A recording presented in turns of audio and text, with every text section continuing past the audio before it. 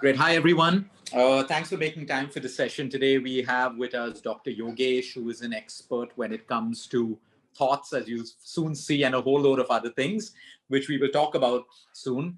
The reason why we're doing this today, because I keep talking about the importance of your thoughts. Okay, we keep talking and trying to establish the fact that your thoughts become your reality.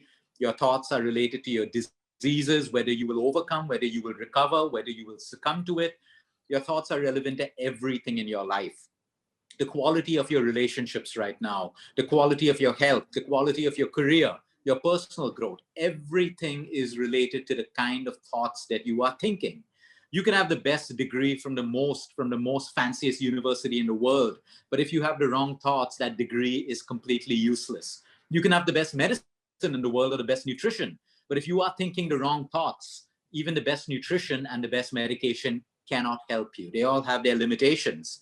So I have with me Dr. Yogesh. I've worked very, very closely with Dr. Yogesh over the last couple of years. And like I say, it's easy for me to tell you to watch your thoughts. It's easy for me to tell you to think the right thoughts. But it's difficult to do. It's difficult because we wake up in the morning, we react to the day, there are thousands of things happening, and our mind is always full of running thoughts and chatter that we don't have the ability to be mindful and to cultivate the habit of choosing the thoughts that we want to think, or choosing the amount of energy and attention that we want to put into the right thoughts and decrease putting into the wrong thoughts. So Dr. Yogesh has worked with our clients around the world. Let me give you a couple of examples of cases. We've had young women, we've had men going through very, very difficult and dirty divorces. We've had people who are suicidal. We've had people who have been struck down by deadly diseases with maybe a few weeks left to live. And at that point, the quality of their life, the quality of their thoughts matter. Dr. Yogesh has been able to work with them at a root cause level and help them to emotionally heal. So on the other hand, we can bring about the physical recovery of the body. Because I'll be honest with you, although nutrition is important, okay, you can have the best nutrition, but the physical self will not respond unless the emotional self is also being healed or is also being looked after. So part of integrative medicine, we may be good at understanding disease, anatomy, giving you the right diet, putting you on the right exercise program, fixing your sleep. But the emotional part of it, Dr. Yogesh comes with years and years of experience. And it is nothing short of magic what he has worked with so many of our people. He's helped them get off psychiatric drugs in a safe way. He's helped them get off. And he's not the guy who will tell you, don't take medicine. If you need it, take it. He works with you to a stage where our own patient psychiatrists have said, hey, you're much better. You can get off the medication right now. So that's Dr. Yogesh. Dr. Yogesh, thank you so much for your valuable time. I know how busy you are. So thank you for giving us this time. My first question for you, Dr. Yogesh, because you have dealt with these minds. I see it at a particular level. You go into it.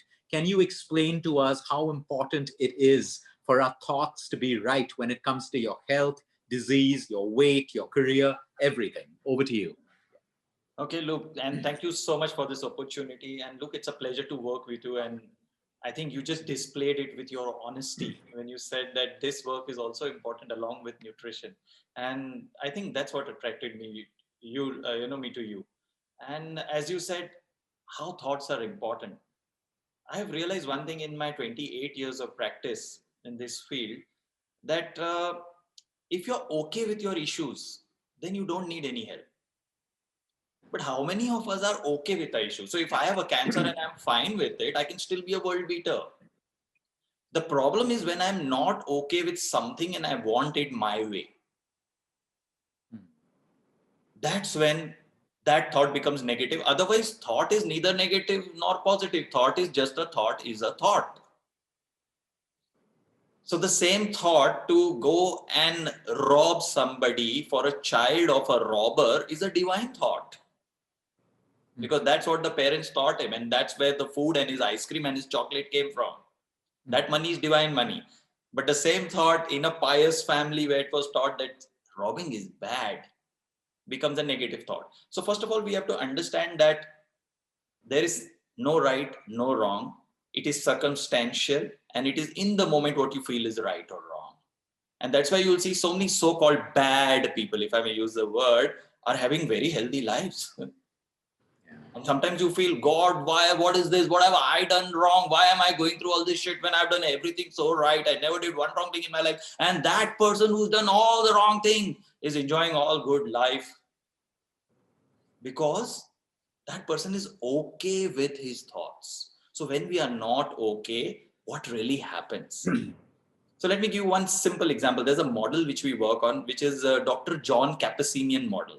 It came in 1962, 1961 from Dr. John Kappas from America. It's a nice model and we have found it to be very applicable. It's a very simple model, okay? So let me just quickly ask you, Luke. Just close your eyes, okay, Luke? And maybe you guys can also try it. It's fun, okay? I don't want to go into abstraction. So Luke, as you close your eyes, I'm going to say one word and tell me what happens, okay? I'm going to give you a thought. A beautiful red rose with dew drops on it, very fresh, or maybe a bouquet of roses as you would like it. Now open your eyes. So Luke, what happened? I thought about a red, beautiful rose. I thought about Valentine's Day, and I thought about all the roses I would rob from the cemetery to give all my old girlfriends. Perfect. So you got an image of a rose in your mind, right? And when you thought of that, what happened to you? What happened to your body? How did you? Means that thought of a rose, what happened? What did it do to your body? Yeah.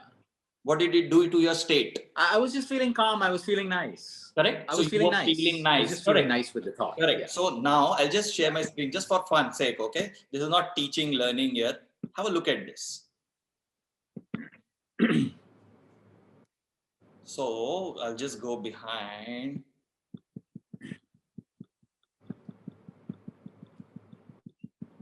So what really happened here was I gave you a thought of a rose. And the moment I gave you a thought of a rose, immediately you had a picture of a rose in your mind, because mind, subconscious mind thinks in form of pictures. Immediately you had an emotion associated with it and you felt nice. And when you're feeling nice, what happens? Immediately it affects your energy system. What is your energy system? We call it chakras in Eastern science, or you call it electromagnetic field in other parlances. And that energy is absorbed. What are chakras? Chakras are nothing but energy interfaces. They are like step up and step down transformer. Where 440 volts of electricity, you cannot give it to your TV. You got to convert it into little less as much as the TV requires. So the chakras convert the energy of the universe into as much as it is required for that body part. So it immediately converts that energy, gives it to the endocrine glands. Endocrine glands shoots out the hormones. The hormones know exactly where to go and target. The growth hormone will target only the long end of the bones and nowhere else. It's not going to touch your eyes. It's not going to touch your hair, because they are very smart. There is an inherent intelligence. And the moment the hormone goes and touches the target gland, the physical body responds, and also it works on our behavior, because there are certain hormones which work also at the level of the neurology or your mind. So this is the axis. Thought will affect your body directly or indirectly. And just to add one more thing, now this is the Eastern hemisphere adding to the Western knowledge, okay? It affects your environment. I've had people whose computers won't work, and same computer, you give it to somebody else, starts working. Their cars will not start. But when somebody else switches on their car, it starts. And they say, I don't know what's happening. My gadgets are malfunctioning, or my whichever house I buy, there is leakage in the house. I don't know why. I checked it. And whichever house I go to, I get leakage. And I don't know why. Nobody else in the building has that problem except me. So your thoughts are affecting the environment. And then the concept of psychosomatic medicine is there, how mind affects the body. But now the latest research, Luke, you're going to really love this. You know what? It's not only the thoughts affecting the body or affecting the environment. It is vice versa. The environment affects your body. And that's why food can help you change and reverse. And also food can work on your thoughts. And they say, Jaisa an vaisa man in Hindi. An means food. What food you eat also decides what behavior you're going to have. And that's why the warriors were fed lots of non-vegetarian food to bring in aggression in them. That was required. The fieriness was required. Okay. And that's why when you go for detox or you go for meditation, they will not give you non-vegetarian food in certain places, because they want to cut that fire out and make you a little calmer. So your food also decides your thoughts, and your thoughts also decide your food. Depending upon your thoughts, you will choose that food. So environment affecting the physical body affects your chakras. And that's why some people, they just work out in the gym and they start feeling nice and their behavior changes. Why? They worked on their body. You can see Luke's physique so nice. I'm so envious of him and I love his tattoos. Yeah. That's why I wore a t-shirt and not a tie and shirt, like a medical college teacher. Okay. So I thought I'll be free like Luke here today. And then you see the aura energy gets affected. That will affect your emotions. So even working on your physical body, you go for a massage and your thought can change. If you got a good masseur with a nice energy. Yeah. And then that can change your thoughts. So ultimately, if you see, let's go to the next slide. If you have incongruent thoughts, I'm not using, mind you, I'm not using the word right thought and wrong thought. I'm not using that because there's no right and wrong. It is incongruent to your situation, to your life. If you believe in life planning, if you believe in destiny, doesn't matter. Whatever you say. In the circumstances, a warrior cannot have a thought of forgiveness when he's on the border in fighting a war. There's no forgiveness there. That thought is going to be incongruent. So any thought, now if you are on a weight loss plan and then you want to go on a binge of something that has been told no by the Luke's team, it's an incongruent thought. Till you achieve the goal.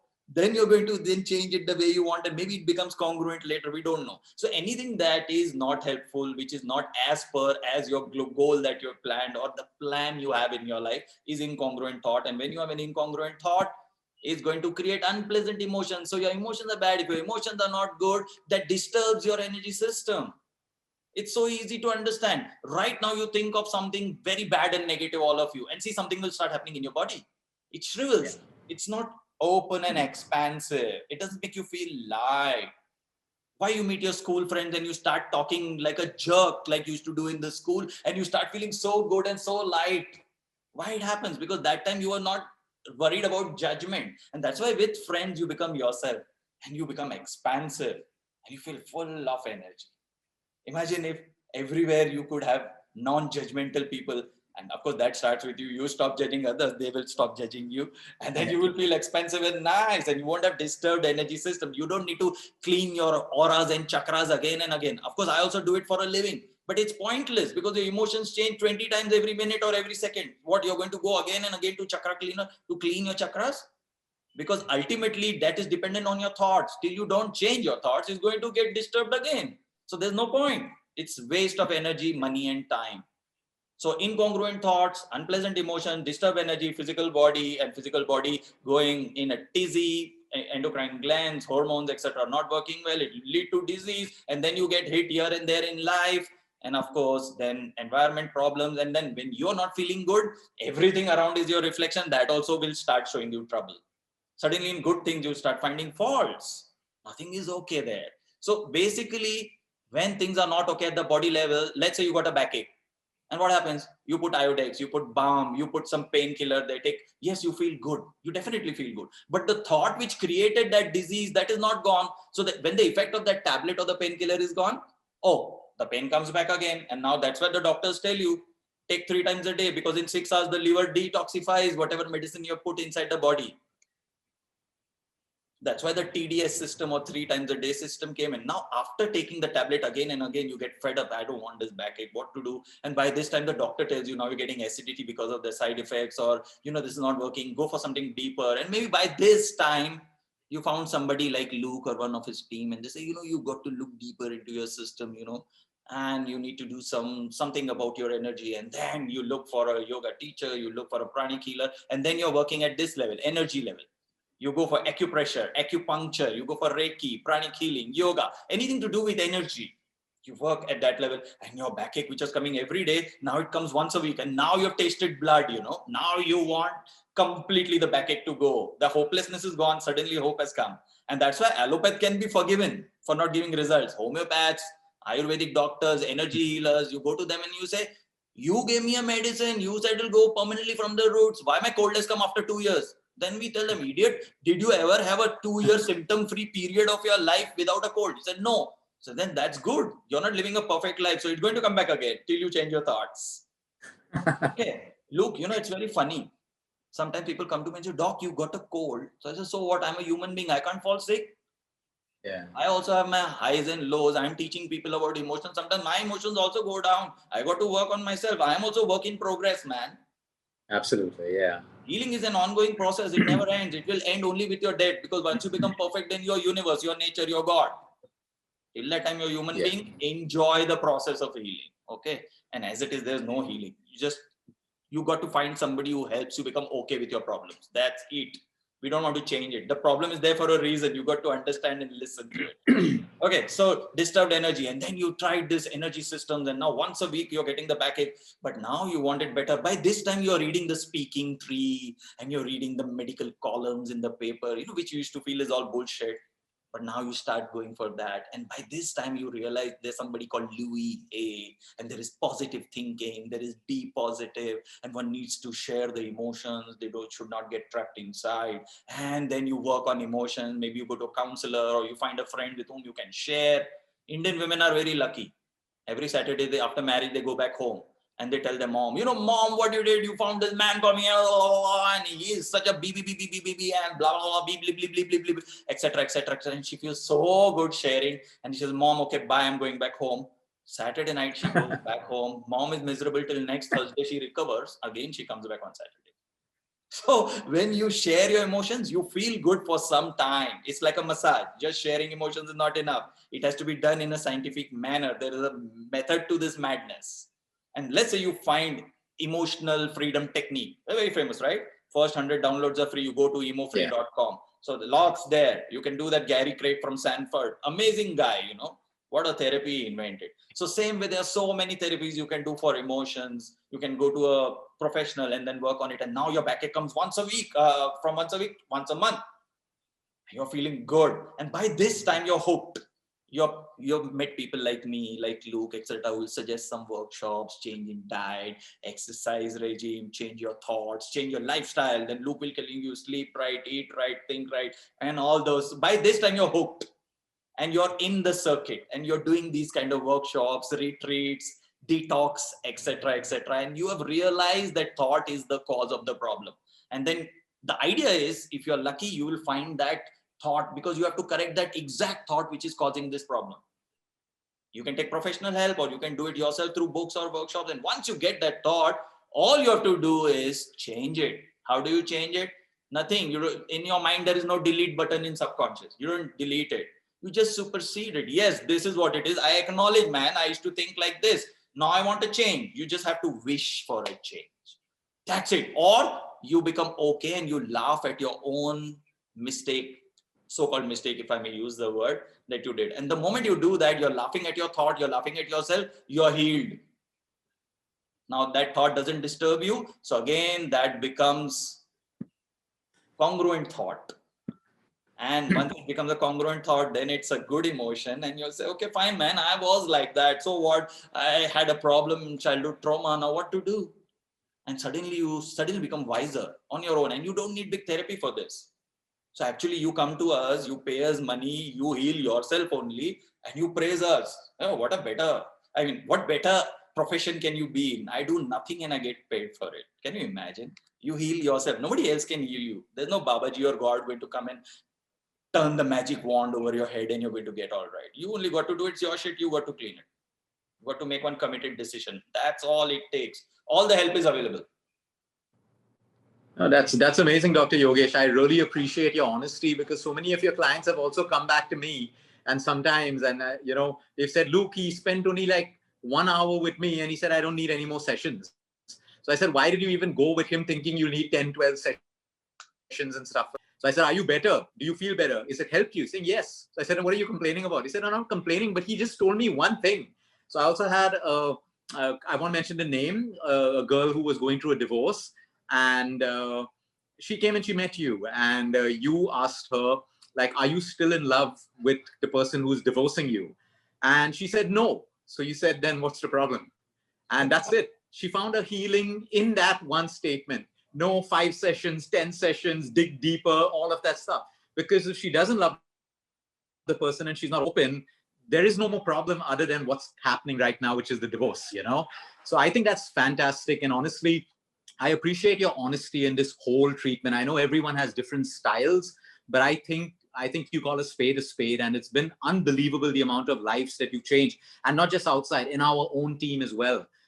I've gotten to know that you helped so many of my own doctors and team members, and I never even come to know about it. You've just done it out of the grace of your heart. So truly, truly appreciate that. And yes, I completely agree with you. You know, we tell our patients as well, no one heals you. Your doctor's not healing you. I'm not healing you. Your own body is going to heal you. So when you decide that you're ready, like you said, commit. You need to decide that enough. I don't want to be fat anymore. Enough. I don't want to be sick anymore.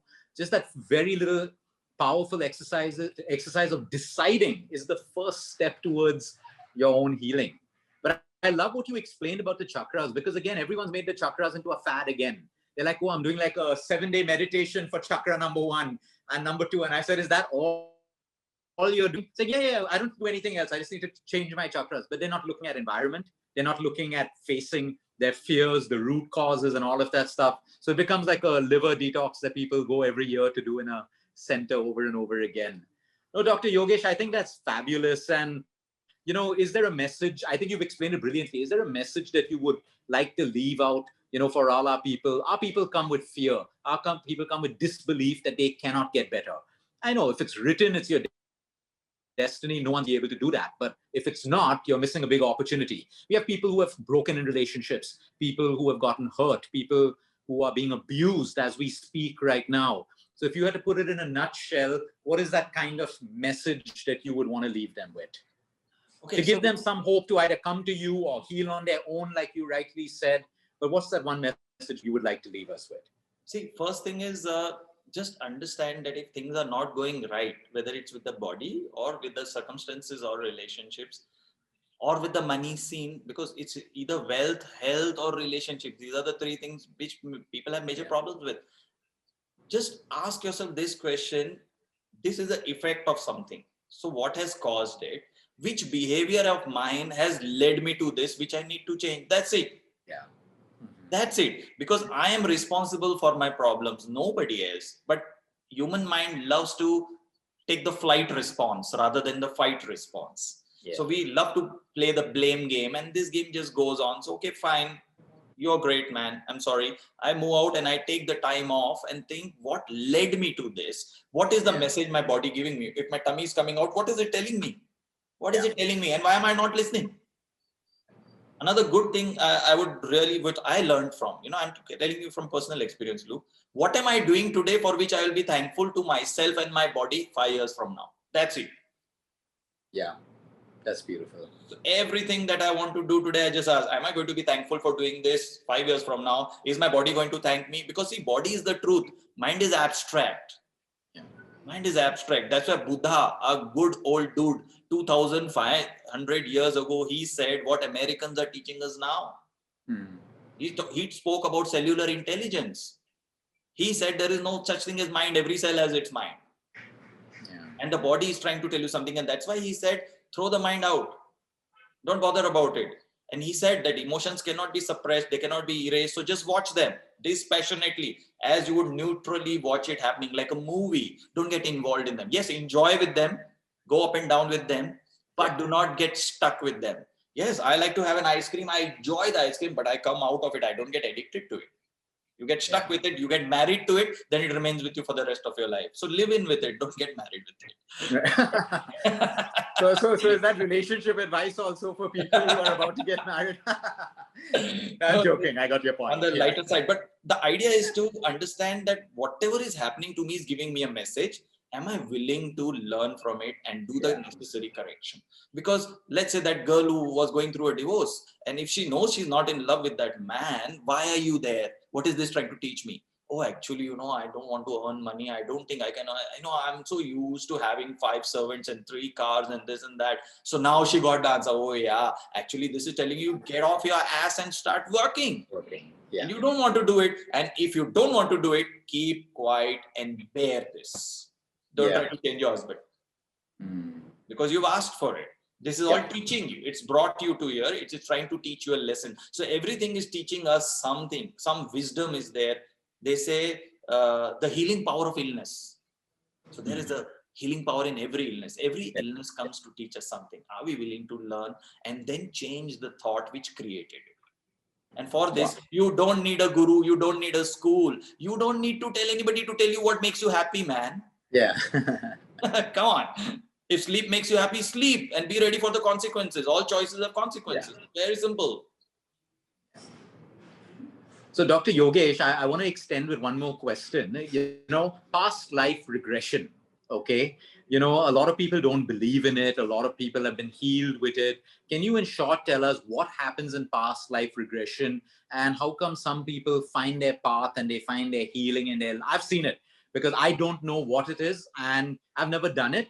But I know a lot of my patients who have gone through it, some of them with you, they come back completely changed. So can you just take a couple of moments to tell us what that is, please? Okay, fine. Look, very interesting question, I must tell you. Because I'm in Bandra, I practice in Bandra and I'm surrounded by various communities who do not believe in reincarnation. That's the fun part. Okay. And they still come to you. I heard you are a board certified past life regressionist and you teach past life regression in various certified courses. So we thought we would come to you. Okay, fine. Doc, but I don't believe in it. Why have you come here to pay so much money? It's an expensive science, Yeah. He said, no, but nothing is working. So I said, the very fact nothing is working and you are here, can I ask you one thing? I don't want you to believe in it. Maybe it's against your religion, whatever it is. Don't believe. Imagine your mind is cooking up a story. Just imagine. And if that story is giving you rich metaphorical wisdom as to what is going wrong in your life and what you could correct it, just take the wisdom. The moment you leave my clinic, forget about past life regression. Imagine your mind cooked up a story to give you some metaphorical answers. Yeah. I don't want you to believe it. It's okay. Yeah. It's okay. So that's how they do that. And again, past life regression is one of the ways. I'll tell you, Luke, the secret. I should not be sharing actually. It's a trade secret. But anyway, past life regression is you are looking at yourself while coming out of the situation. It's like you become a neutral observer. You come out of the picture because see, when you're in the photo frame, you cannot see what's around you. When you come out of the frame, you can see the whole frame. So to see the larger picture, you come out and you see yourself. This is not me. I'm not doing this. This is my past life. So, you don't blame yourself. So it's very easy to watch it. Oh, that person did this to me. So I killed that person. So I did that. So I did that. So I don't feel blamed. I don't feel belittled. And because I'm not feeling belittled and blamed, it's easy for me to see the larger picture and the whole essence comes to me easily. Oh, I made these mistakes from across lifetimes. Yeah, man, same thing is happening in this lifetime because the therapist tries to connect that. I'm just the bridge there. And yeah, same mistake pattern is repeating because the theory of reincarnation says that what you could not finish successfully, you take another life to finish. So obviously the pattern will be same. And what mistake you were making in that pattern, you see it now. And when you see it, you become aware. When you become aware, you now know the thought which is causing the problem. So automatically it changes. You don't need anybody to tell you what to do. And your behavior changes. When your behavior changes, the other person who was getting triggered by you no longer gets triggered by you. So obviously the stripe goes away. So basically you have changed. Right. The fun part is, Lou, you'll be surprised. I treat so many, we have this in India. Of course, there are audience here who are not from India. There's a very amazing daughter-in-law, mother-in-law thing in India. I don't know whether it is there in other parts of the world, but I treat so many daughter-in-laws who are like feel harassed by their mother-in-law. And when I do therapy on them, they say, Doc, I don't know why, but I'm doing therapy on me. Why my mother-in-law is changing? I think it's the silence before the storm. They can't believe it. So actually, because you have changed and subconsciously you're not triggering your mother-in-law or the offender or the victimizer. So that victimizer has to search for another victim. If Absolutely. That victimizer is a victim. Because now they are not going to have that fun which they were getting by victimizing you. So they have to search another person. Obviously, your relationship with them improves. Yeah. Amazing. So that's the concept. So it's one of the finishing therapies, past life regression. You require it only in 5 to 10% of the cases, not all. So if you have the time, money and inclination and you want to enlighten yourself and lighten your pockets, you're welcome. No, thank you, Dr. Yogesh. I think this has been a fantastic session and I hope we get more time from you in the future because honestly, you make it sound so light. You make it sound so easy. And like I said, I've seen the impact of what you've done. Thank you so much for treating so many of our patients around the world. They're so much better off right now. And thank you for taking this time out to also help, us take this whole thought thing way, way deeper. We know it has an extremely negative impact, but we don't know what to do after a particular point. So that's where we need people like you. So thank you once again for your time. Thank you. And thank you everyone for joining. Take care, Dr. Yogesh. Thank you, everybody. Bye. Thank you. Thank you for the opportunity.